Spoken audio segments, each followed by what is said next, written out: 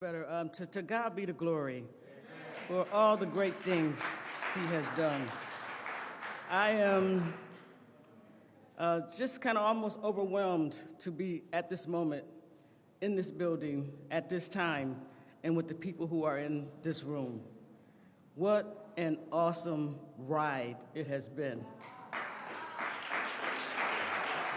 And I do mean ride. We have, well, first of all, let me just honor my colleagues who are in the room who will not grace the podium today. That is the Council President, Darius Pridgeon, Maston District Council Member Ulysses Wingo, Erie County Legislative Chairwoman April Baskin, and Erie County Legislator Howard Johnson. We're so happy that you all have joined us today. It's a beautiful day in the neighborhood. And it's even more beautiful because of the women who are in the room. And I don't want to say that disparagingly, because our Commissioner Higgins is here with us, and so is our governor. And I also want to give, a lot of honor to Melissa Wigglesworth, who runs this place and makes it happen every day. She is joined by her board chair, Dave Bush. Thank you so much for being here as well. I could spend a long time talking about the history of how this all came to be and the struggles that went in to making it happen. I do at this time want to honor Lumen Ross and Chuck Eaton, who have gone on before us, but I am confident the smiles from heaven are smiling down on us today. So I want to certainly be happy that we're at this point, but I know that in order to get things like this done, it takes a lot of people and a lot of work, a lot of dissension, a lot of cooperation, and a lot of advice sometimes when you don't even want it. I am intrigued by the fact that we're in this Science Museum, which is one of the most beautiful assets, and there are many of them in Buffalo, but this is one of them that we have in our community. And I noticed that this has been a theme for a while around here, and it's a good question. Why? Why? Why do we have to go backwards to rectify things that were torn down? Why do people make decisions that maybe not intentionally, but ultimately destroy people's lives? Why? That's a hard question to answer, because none of us were here when that beautiful parkway was torn up, destroyed. Some of the people and their ancestors may be still here when Woodline was cut off, and they didn't have the ability to go from Jefferson, which is a commercial strip that got decimated, to Fillmore, which is a commercial strip that got decimated. Glenwood was cut off. All of these things not only destroyed people's lives, but it destroyed the economy of the east side of Buffalo. And again, when I ask myself the question why, I gotta believe that people didn't intend necessarily to do that. But sometimes when you're making decisions about what impacts will have on a community, you have to do a real community impact. You have to talk to the people. You have to understand the economy. Just like we do environmental impact studies for why we need to restore things, we need to do environmental impact studies before we take things down too. We really do need to do that a little bit better. And it's my hope that as an elected person in the responsibility to try to help make some of these decisions happen, I don't think any other decisions should be made unless we weigh in what impact will it have on the people who live there. And not immediately, but in the long term. That's due diligence. That's the kind of work that we have to do. And by the way, that's the kind of leader that we have now as governor, who will make a lot of really great calls, but it's all about how it impacts the people who live in and around the immediate areas. If it's education, if it's health care, if it's transportation issues, if it's construction issues, no matter what it is, the passionate woman that we have as our governor will think, how does this impact the people in the state of New York before I make this decision? For that reason, I am super proud to have her as the first woman ever in the history of New York State to be the governor, Kathy Hochul. And let me just say this is no disrespect to anybody else that has served. By the way, God bless you, and thank you for your service. But now you will see how service really looks. It's an action word. It's an action word. It's doing something, not talking about it. It's doing something. And that's why we're here today, because our governor, Kathy Hochul, has decided to move this from a conversation to action. That's the why we're here today, because of Kathy Hochul. So it is my pleasure and my honor to bring her to the podium. I have known her since 1998. Her passion, her friendliness, her values, her principles, her steadfastness, her grit, her Buffalo grit has never changed, and it never will. I'm honored to know her and honored to work with her. Kathy Hochul.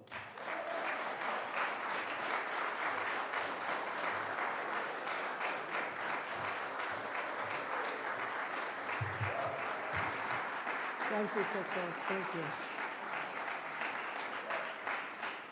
Good morning, Buffalo. Kind of a fun weekend coming up, isn't there? Yeah, we'll talk about that, but I do want to acknowledge how special it is to be here. Last night when I was flying back from New York City so I could be with you this morning, I did receive some very tragic news about individuals, members of law enforcement, who were shot responding to a domestic call in Harlem, where my lieutenant governor lives. He immediately went over to the hospital on my behalf, and I spoke with him and was texting with the mayor. And I just want to say this breaks our hearts all over the state, and this has happened with far too much frequency. It is something that, our hearts and prayers are with the families and the members of the NYPD, but also it's a resounding call to action to say those in Washington who will not heed the call, whether it was the children of Sandy Hook who were slaughtered in their classroom and continue up to this day, we have to do more to fight the scourge of illegal guns on our streets, and we need Washington teaming up with us, teaming up with locals to get it done. And I know Congressman Higgins, this is a passion of his, and I want to thank you for fighting the good fight, Congressman. And if we could only get the others to open up their hearts to realize that it does not have to be this way, because these guns, despite our tough laws here in the state of New York, and we're proud of them, they're coming in from other states. They're flooding our streets.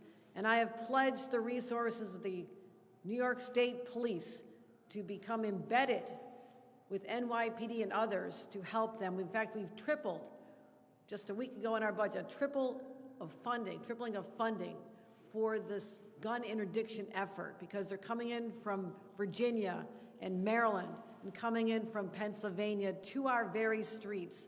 And we have to do whatever we can to protect our neighborhoods. So we are all grieving as New Yorkers. We are all grieving today, so please keep them in your prayers as we continue to find ways to deal with gun violence in all of our cities and also throughout our state. So our hearts are with them. It's also a weekend we talk about our infection rates. I'm going to just do a little, I don't want to say a commercial announcement, but it is a very good day to be able to say that we're starting to see the downward trend in COVID infections.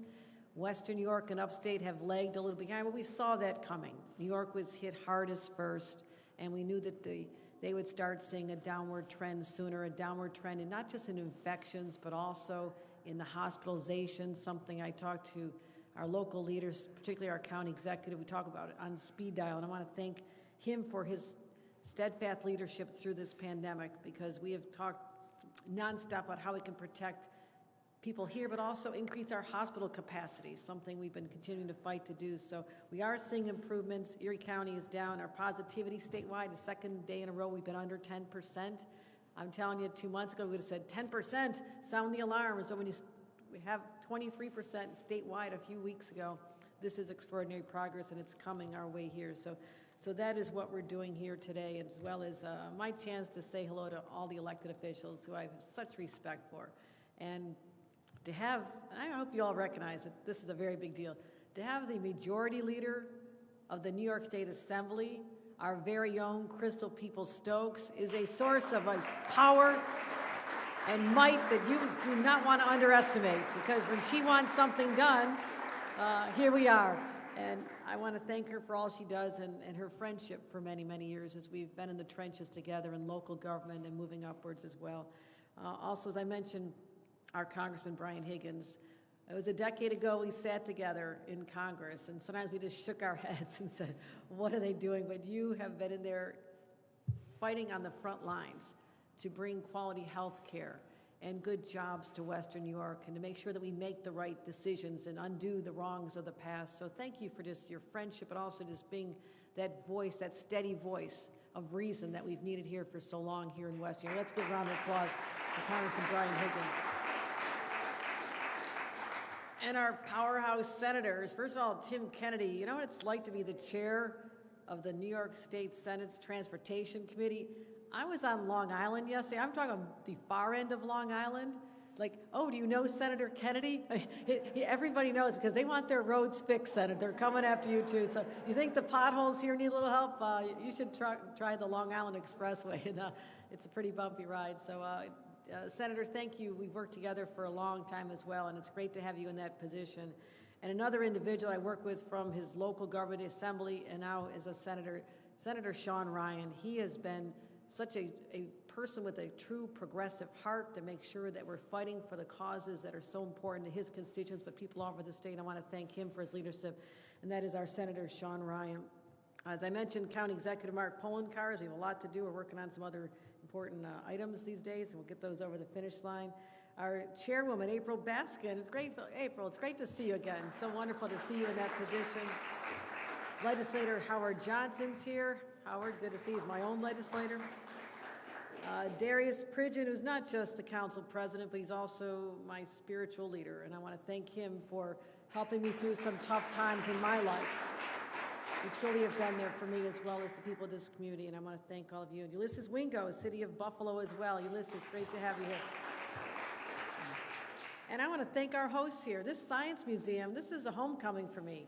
I came here as a child. I came here with my own children. They participated in those summer programs where you get to drop your kids off for a week at a time, which for their educational benefit. But this is a wonderful place, and it continues to evolve and just be that place of great stimulation. We're inspiring the minds of so many children and adults just to be in awe of nature's wonders. And I want to thank Marisa Wigglesworth for being the president here for such a long time, and David Bush, the chairman, as well. So thank you for our hosting here. And we never forget our fighters in the community, the people that are on the ground who make things happen by sheer will sometimes. And I'm talking about a woman, Stephanie Jeter, restore our community relations and all of her partners. Unbelievable, Stephanie. Unbelievable.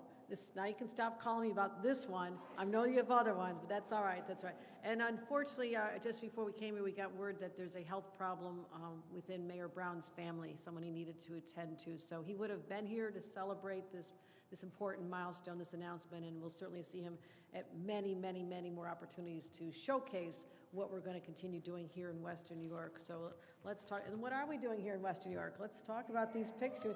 I mean, this is snow on the ground. This street even looked beautiful with snow on it. I mean, that is spectacular to see what we had come from, Humboldt Parkway and the great history. And I was reading up an article about the genesis of the whole concept of putting in a massive highway through this beautiful tree-lined home for hundreds and hundreds of Western New Yorkers, people who lived in the city of Buffalo. And at the time, there were a lot of influences going on. First of all, the thought that everyone was going to be driving cars. When this was 1946, they're having these conversations. And yes, we were starting to emerge into an era where people not just had one car, but two cars, and they thought they needed to accommodate these transportation needs. But also they wanted to get people faster out to the suburbs. So when you want to point to a time when the city of Buffalo started declining, it was after it was so easy and so fast for people to flee the city. And we didn't keep building back this city during those intervening decades between the late 1940s, 50s, 60s, 70s, and now what we're trying to do is reverse so many of those decisions. They weren't just made here. The thought was these super highways were going to be fantastic, and this is the sign of the future. We're getting people through and out of the cities as fast as we can. But that was so painful, not just for the hundreds of people whose lives were disrupted and turned upside down. I was reading past articles on this, and they said, yes, there was community opposition to it, but they were overshadowed by the politicians and the local media that thought this was the greatest thing that they could have thought. It was to tear down a tree-lined boulevard where there are homes and churches and businesses, and to make it into this infrastructure that we're trying to undo the wrongs of the past.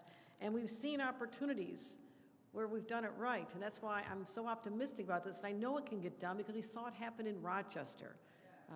The New York Times did a beautiful story on the evolution of the movement to remove highways all across America, and they showcased Rochester. And what you see now in the site of the former Interloop there was, first of all, they had room to expand the beautiful Strong Museum of Play. If you have not taken your kids there too, after you've seen everything here, go to Rochester. It is gorgeous. It is gorgeous. They had room to expand there. Affordable housing, supportive housing, townhouses, a neighborhood. It is stunning, and it also understood that there could be tremendous pressure for gentrification if you didn't build the affordable housing as part of it immediately. So people who want to live there in beautiful new homes, these are stunning. I walked through the apartments. I saw what was being done, supportive housing for veterans and others who've been identified as places and individuals who need help. We did that in Rochester on the very site where there had been a highway not unlike the one right outside these doors. That's what gives me hope. It's been done before with great success. And we always know that the land downtown is the most valuable. This is where people want to congregate. We know that. People see the possibilities, just as I have, growing up in an area where the people used to say, the last one out of town, turn out the lights. We've come a long way from that attitude. We are optimistic now. We see a better future. And the city, once the highway's gone, they can develop this into a wonderful asset for them. To take something that had just been an eyesore and people just got used to it, never even questioned why it's even there in the first place, something we just accepted. We're no longer just accepting things because they came before. We can't always assume they did it right the first time, as Majority Leader pointed out. So building back a city, it's a multifaceted approach, and there's no examples where the quality of life in a community or neighborhood improved when they put a highway in, but when you remove it, bam, it happens like this. As I mentioned, people congregating, children playing, what we can do with parks and linkages, but also the jobs that are created doing this, critically important as we're coming back after this pandemic, so I'm excited about that aspect of it, as well as just the thought that this place matters. It matters enough, the people matter enough that we're going to reconnect, reunite the neighborhoods. So there's economic, there's psychological benefits, there's environmental benefits that come from removing this asphalt structure, as well as just the social opportunities for interconnection. And that's why when I spoke about infrastructure in my State of the State address and in my budget, I say most people don't get real excited about the words infrastructure, maybe other than guys in the front row over here. That's all they talk about. But to me, infrastructure means connections. And I know this because I worked for 14 years in local government, and I saw what a road could do, or the harm a road could cause depending on how it was placed. I also knew that there were strong needs for water lines, sewer lines, infrastructure. And when you do that, you're taking care of very basic needs. And for so long when I was in local government, we were always saying, Albany, please help us, can you send some money? And it felt like we were always crying to deaf ears. And now I'm in a position to say, I understand local government. Let's let you reimagine your communities with friends and support from Albany. And now, because of what President Joe Biden did, along with people like Brian Higgins, and our majority leaders and our senators and others, they got it together and did something that is a generational change.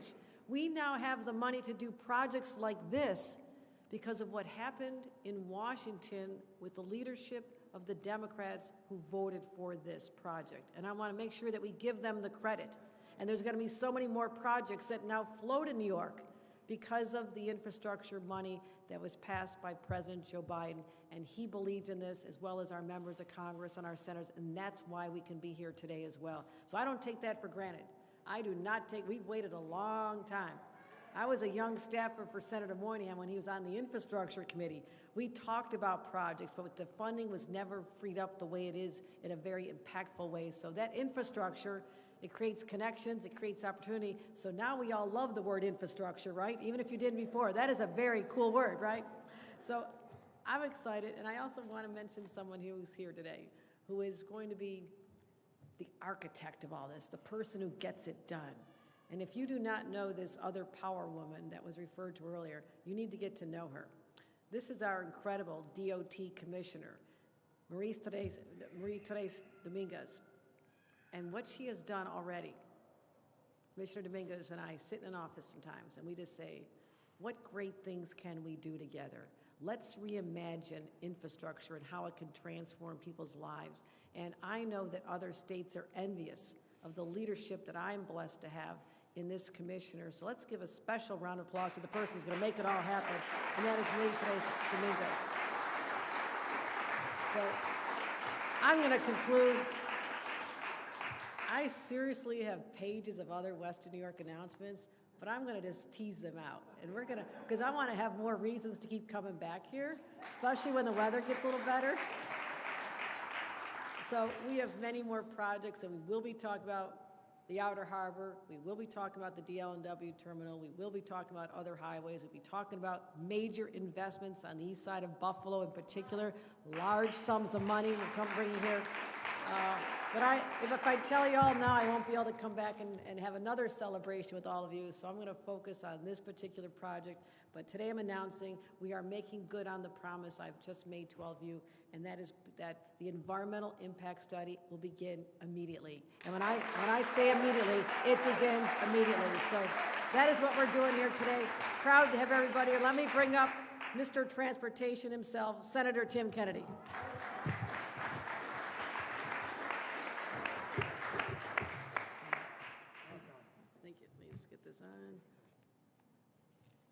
Double up. Always proud to wear this mask too. And I will close by saying, Patrick Holmes, you've got nothing on Josh Allen. You are in trouble, my friend. I don't mind trash talking you every day of the week because we're going to take you down.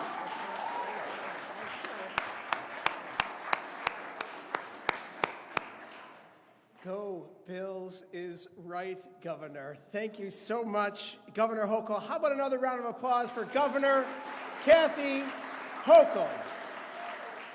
I don't know where do I begin, Governor. I am just so honored to be in your presence here. This is a homecoming for the governor here today in Buffalo. Such a long time coming. I have so many wonderful things to say about our governor, and I would be remiss if I just didn't say a number of them, because we are traveling all around the state, and we're dealing with transportation issues all around the state. And no matter where I go, people say to me, Governor Hochul is incredible. She's amazing. She's making all the right decisions. I can't believe what leadership, real leadership looks like. She's providing that real leadership. And you know what I say to them?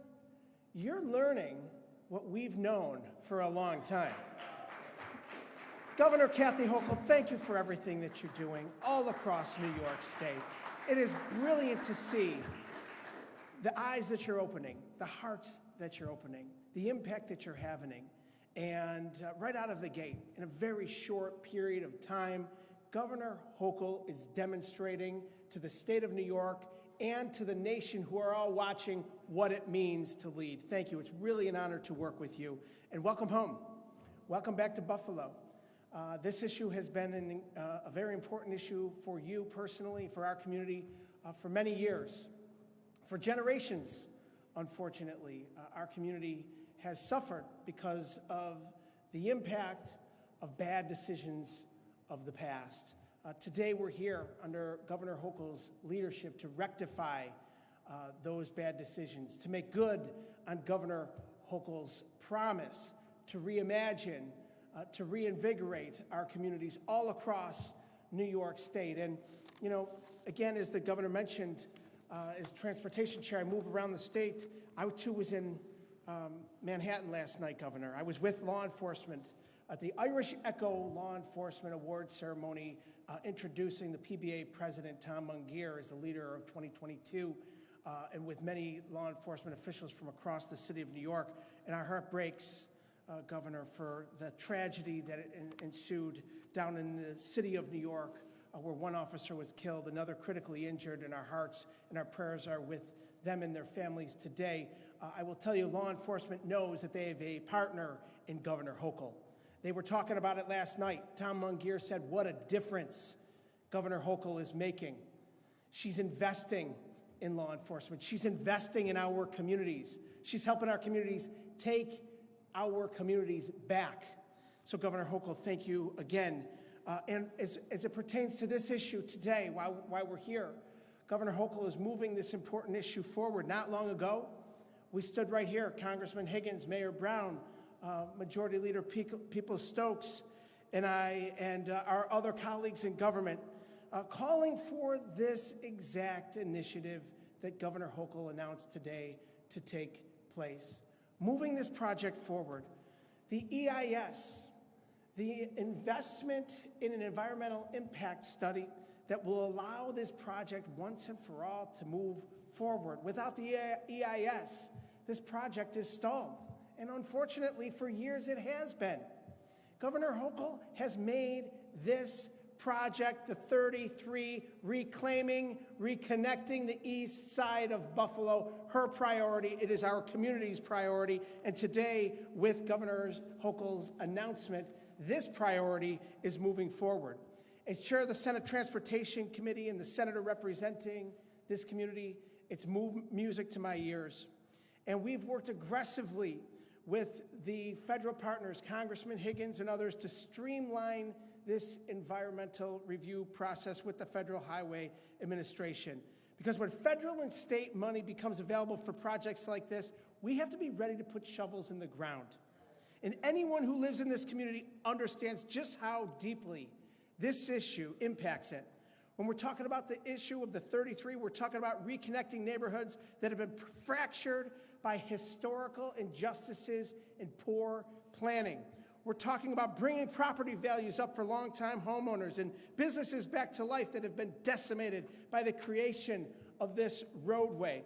And perhaps most importantly, we're talking about the health and well-being of the community directly impacted by this eyesore, finally putting an end to the respiratory illnesses that have plagued residents close to the 33 due to high-volume traffic. It's an economic issue, it's an environmental issue, it's a quality of life issue. And I'd be remiss if I didn't specifically recognize Stephanie Barber Jeter, the chair of ROC, and Karen Stanley Fleming, the coalition's executive director, and the members of the Restore Our Community Coalition who have worked together for so many years with these amazing women leaders. These women have been championing this project, words that don't even give it justice. The only way to truly explain their dedication, their perseverance, their passion for this project is to look around and see where we are today. This progress, this moment here today with Governor Hochul says it all. And I thank the coalition, I thank these extraordinary women for your leadership. And you know what? Our community was listening. Majority Leader Crystal Peoples-Stokes was listening. Governor Hochul was listening. Congressman Higgins was listening. Our county executive, our chairwoman, our legislators, our council members, our council president, our senators, our mayor, we were listening. And we've been standing shoulder to shoulder to make sure that this issue with the Restore Our Community Coalition finally takes root. So as Rock says it best, we must reimagine, redesign, and reignite. And so today, with this news that Governor Hochul announces here today, we're doing just that. And I am so proud to stand here with you and to make this announcement. And it is my honor and distinct privilege to announce and to invite our colleague, our leader at the federal level who has fought tooth and nail for many, many years to get projects like this moving forward, to get funding for projects like this in the pipeline. When the federal government was stalling on infrastructure, it was Congressman Higgins leading the way, talking about trillions of dollars. Finally, we got that movement because of his leadership. It's my honor and privilege to bring up our friend, our leader, Congressman Brian Higgins.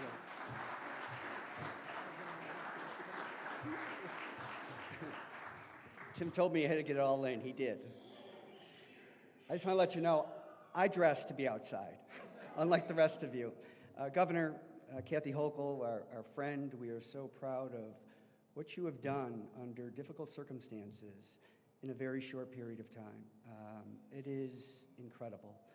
I always say you're motivated by big challenges, and you're inspired by good people, Stephanie and so many other people from this community, and good ideas like this one here. If you look at the historical record about the Olmsted Park system, Frederick Law Olmsted, long before he was a landscape architect, was a public health worker in the Civil War. And he believed that there was a philosophical role to parks. He believed in the healing power of parks. And when he came to Buffalo in 1868, we were at the end of a pandemic. It was cholera, a waterborne gastrointestinal disease that killed thousands of Western New Yorkers. So city leaders said, you know, post-pandemic, we have to do something that's more ambitious.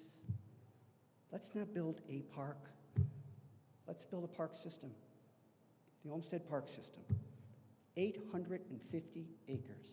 More acres than Central Park in New York City, which he also co-designed. But the interesting thing about the Olmsted Park system is that there are no gates, there are no fences, and there are no walls. And that is deliberate, because Olmsted said that if the parks weren't available to everybody, they didn't really mean anything to anybody. So the Olmsted Park system is 6 parks, 6 beautiful parks, but 7 parkways in 8 traffic circles to make those parkways more functional and more accessible to more people. And if you look at the historical record of the 7 parkways, there's an asterisk next to Humboldt Park with one word: lost. Look at that beautiful parkway, taken from the people of this community. And when you look at what we learned in the pandemic, the fragility of American society and the American economy, the inequality, the lack of social justice, the vision of Stephanie and so many others, and Crystal, energized by the get-it-done attitude of our governor, our new governor, is an extraordinary day. If these expressways were not designed by Robert Moses, they were influenced by Robert Moses. Didn't care about anything the governor had mentioned earlier. It was about the transfer of wealth from the city to the suburbs. The community be damned. You took away this to create that? No more. Not under Governor Hochul.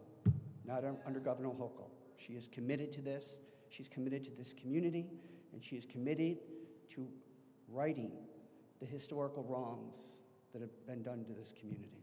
So this is an extraordinary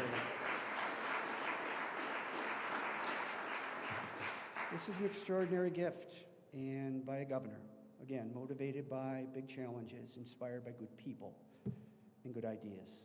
This is a damn good idea. Thank you. My pleasure to present to you State Senator Sean Ryan.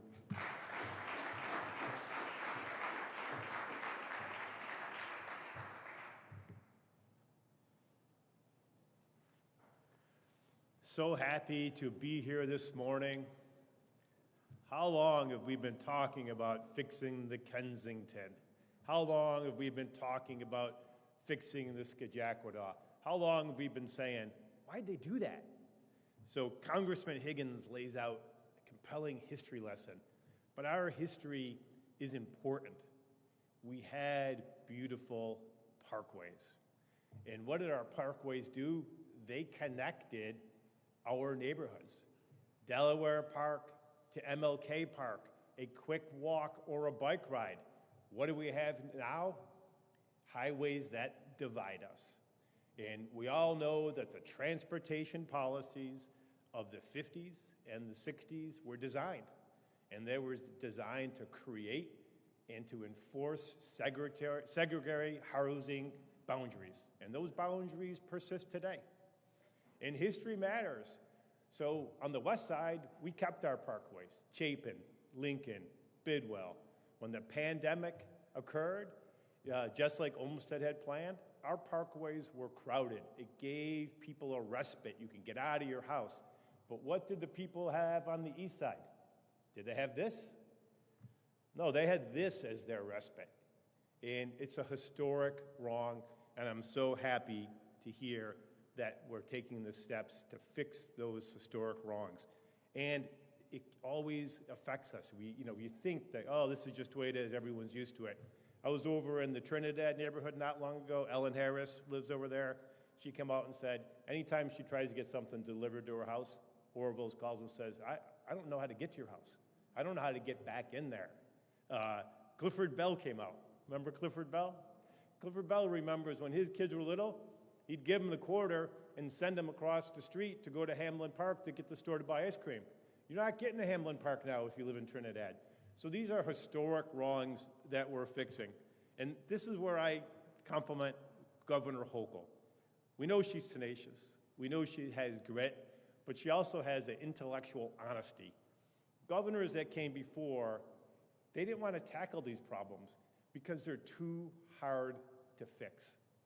But we know that we can't build the new Buffalo that we want unless we tackle these problems and we get it done right. And that's why I have tremendous faith and tremendous confidence that we're going to get it done right because of the leadership of Governor Hochul.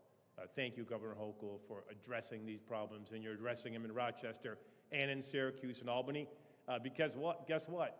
These transportation policies that rip Buffalo apart, that made us a segregated city, they're in all those cities too. So we're going to take these highways down and we're going to change them one city at a time, and we're going to have a city that's reunited and a one Buffalo. And maybe at the end of it, a kid from MLK will be able to get on his or her bike, ride over to Delaware Park, and a kid from Parkside will be able to get on their bike and ride over. And wouldn't that be a beautiful thing for the city of Buffalo? So thank you to everyone who's been working on this issue for a super long time. So my job is to introduce county executive and to get off the highways for a second, but just to talk about leadership during the pandemic. County executive has provided consistent on-the-ground leadership for the last few years. I mean, I think of how hard my job has been, but I'm not the one who has to interact directly with the people, the health department.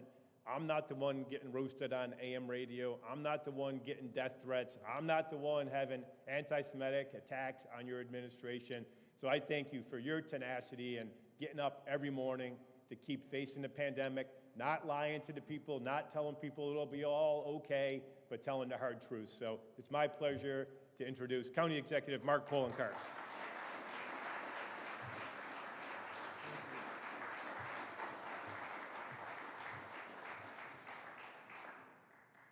Thank you, Senator Ryan. I really do appreciate those comments, but those are some of the same comments I was going to say about Governor Hochul, because even before she was governor, she was in the trenches working with all of us in Western New York to address the issues associated with the pandemic. And since becoming governor, she's made the difficult decisions. They're not agreed to by all, but that's what leadership is. Leadership is making the decision that's right for the greater community, not just because everyone's going to agree. But this is one where everyone's going to agree, because everyone in our community, all of our elected officials, all of those who've fought for years understand the impact that the destruction of Humboldt Parkway had on an entire community. So thank you, Governor, for first of all making those very difficult decisions, which in the end aren't difficult, but they're the right decisions for our community when it comes to fighting COVID across New York State, but for putting your money where people's mouths have been in the past to actually invest to ensure that we can restore this to this. I look at these photos. That could be McKinley Parkway in South Buffalo. That could be Chapin Parkway in the Elmwood Village. Can you imagine what would happen today if an elected official publicly came out and said, we're going to put a superhighway right through your neighborhood? You would not be an elected official the next time you ran for office. That's the difference between then and now. And I want to thank the governor and everyone who's fought for so long to get to this point. This will not be an easy project to do because of the cost associated, but it will be the right project to do for the impact it will have on the greater community. So to each and every one for years who've been fighting for this, on behalf of myself, thank you. This will create a better Buffalo. This will create a better Erie County. And we can all be proud of it. Sometimes you look back on careers and you think about, what did I do that had an impact on the greater community? A legacy project. This will be a legacy project for everyone in our community, and something when our careers are over with, thank you, something when our careers are over with, we can look back and say, this was done on my watch. And to all of those who fought to make this day happen, it's just the start, but it's not the end, and it is going to be a much better place when we restore Humboldt Parkway to this, from that, something we can all be proud of. With that, I thank each and every one of you for coming here today, and I can't leave the podium without saying, go Bills, crush the Chiefs. Thanks, everyone. Take care. Thank you, Governor.